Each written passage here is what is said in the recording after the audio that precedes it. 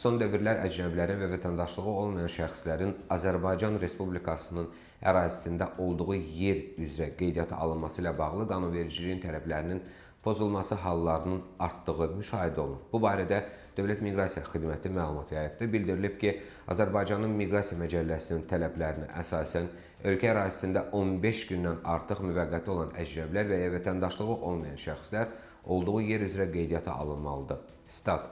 Bununla əlaqədar olaraq Dövlət Miqrasiya Xidməti Azərbaycanda 15 gündən artıq müvəqqəti olan əcnəbilərin və ya vətəndaşlığı olmayan şəxsləri, habelə onları qəbul edən tərəfi miqrasiya qanunvericiliyinin tələblərinə riayət etməyə çağırır.